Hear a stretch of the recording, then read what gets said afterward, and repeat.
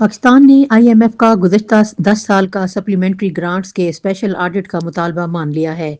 तफसीलात के मुताबिक पाकिस्तान और बैनुल-अक़वामी मालियाती फ़ंड IMF के दरमियान 10 रोज़ा टेक्निकल बातचीत मुकम्मल हो गई है, जिसमें पब्लिक फाइनेंस मैनेजमेंट और बजट प्रोसेस में इस्तिलाहात पर तबादला ख्याल किया गया। वज़ारत ख़ज़ाना के ज़रिए बातचीत में दोनों फ़रीक़ैन ने मुतअद्दिदा अहम नुकात पर इत्तफ़ाक़ किया है। खैबर पख्तूनख्वा के शहर बन्नू में सिक्योरिटी फोर्सेज के ऑपरेशन में 10 भारतीय स्पॉन्सर्ड दहशतगर्द गिरफ्तार कर लिए गए।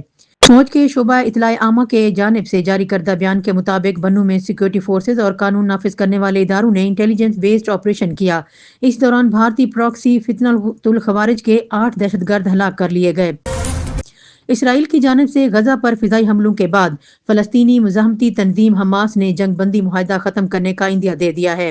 टाइम ऑफ इसराइल ने अपनी रिपोर्ट में दावा किया है कि उसे एक अरब सिफारतकार ने बताया कि हमास ने अरब सालसों के जरिए अमेरिका को पैगाम भेजा है कि वो इसराइली खिलाफ वर्जियों के बायस गजा में जंग बंदी मुआहदा खत्म करने को तैयार है।